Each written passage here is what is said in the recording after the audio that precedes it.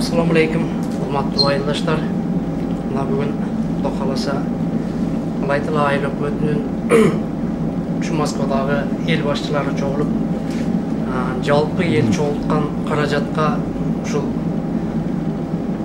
ооруга керектүү, ушул апатка керектүү медикаменттерди алып бүгүн çoğulup ушул жерде отурабыз. Xudo kalasa Кыргызстанга эртең салып жиберели деп атабыз.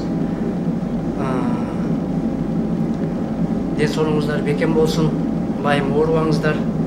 Дегеле ушу дарынын кереги тийбейле калсын. Аман болуңуздар. Ассаламу алейкум, урматтуу жалпы Каракулжа районунун Алайтала айылынын жалпы тургундары.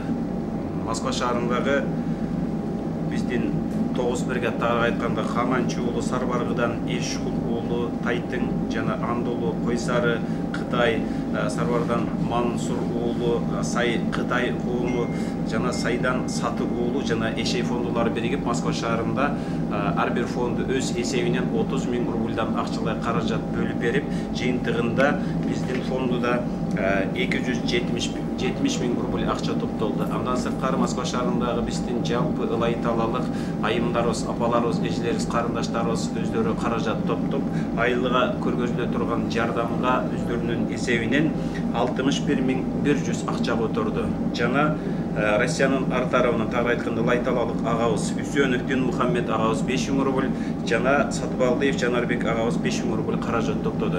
Жалпы жыйынтыгында бизде 341 100 акча топтолду. Ушул пандемия башталып апат күчөгөндөн бери бардыгыбыз эле Москвада Кудайга шүгүр ар бир жамаат өзүнүн колундан келишинче ушул апаттан өтүп Кыргызстанга келген сыноодо биз дагы бул жакта карап отурбай эмне жардам беребиз, кандай жардам беребиз деп ушул агаларыбыздын колдоосу менен биз айылдагы биздин айылдык больницанын жетекчиси, азыр күндө жетекчи болуп жаткан Алимбекович Салим мырза менен байланышып, анын суранычы боюнча бир катар медикаменттерди алдык. Тагыраак айтканда биринчи кислородный концентратор 2 штук, бир штуктун баасы 79 900 рубль болду. Бирок суроо пайда болушу мүмкүн эмне себептен 79 900 деп. Биз алганга жараша биздеги аппараттын бир преимуществосы, кошумчасы бир аппаратты 2 адамга улаганга мүмкүн. Андан кийин пульсоксиметр 2 штук 3490 рубльдан 6980 рубль болду. Бесконтактный термометр 2 штук 3490 рубльдан 6980 рубль болду. Респиратор 30 штук 210 рубльдан 6300, доставка 300 рубльден 6600 рубль. Ал эми бул пандемиянын дагы бир жугуу коркунучу баягы көз аркылуу дагы жугат деген негизде защитный экрандарды да алдык. Защитный экран бул 30 штугу 2600 рубль. Андан кийин ушул кислородный концентраторго албетте концентратордун өзү 10 жылга чейин гарантия берилген, 10 жыл иштетсе болот. Бирок ал концентраторду колдонуп жаткан адам ар бир жеке одноразовый кануля, кыргызча айтканда жаңы мурунга буланган шланга, ошол шланганы биз жалпы жыйынтыгында детский 10 штук алдык. Ал эми 2 метрликтен 15 штук, взрослый 5 метрликтен 15 штук, жалпы жыйынтыгында 13 823 рубль болду. Сиз костюму одноразовый жанагы врачтар кие турган костюм 10 штугу жалпы жыйынтыгында 5830 рубль болду. Андан кийин дары каражаттарына келе турган болсок, гепарин алдык. Гепариндин баасы азыркы күндө 39 177 болду. Гепарин жалпы жыйынтыгы 22 штук болду. Ампулага көйтө турган болсок, ар биринин ичинде 5 штуктан 110 ампула болду. Андан кийин Клексан алдыңыздарда көрүп турасыздар, бул Клексан 30 штук алынды. Ар биринин ичинде экиде мындайча айтканда бир адамга ошол Клексан 2 жолу колдонгонго болот, даярыш менен. 60 ампул бул бир штугу 737 рубльдан айланды, 22 100 рубльга алынды. Андан кийин бул жерде өзүңүздөр көргөндөй сиз костюм баардыгы эле кануля өзүңүздөр көргөндөй ар түрлүү эми колдон келишинче каражаттарды алдык. Бул жерден чыгаша левофлоксацин жалпы жыйынтыгында 3889 рубль болду. Азитромицин антибиотиктер 995 рубль.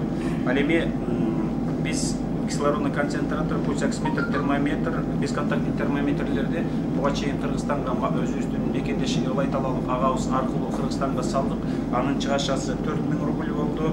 Анан жалпы жыйынтыгында ар бир товарды алып келип наркы өркө кошумчалары менен 2000 рубль, жок 2000 1500 плюс 800 рубль такси кызматына коротулду. Жалпы жыйынтыгында алып карай турган болсок, азыр Кудайга шүгүр, биринчиден бул жерден өзгөчө биздин жалпы Москва шаарындагы агаларыбызга, аксакалдарыбызга, бир туугандарыбызга, эжелерибизге терең ыраазычылык билдиребиз.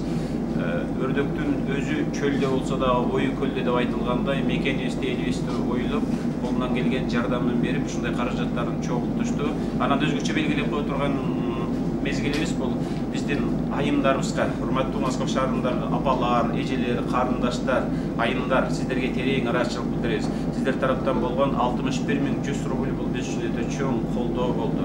Москвада тапкан ташааңыздарга ийгилик болсун. Жалпы эле биздин эл башчылар сиздерге дагы ыраазычылык билдиребиз. Ушундай идеяны көтөрүп, бири-бирибиздерди колдоп, ушундай апаат күндө бир жакадан баш, бир жеңден кол чыгарганга аракет кылып бириктик десек жаңылышпайбыз.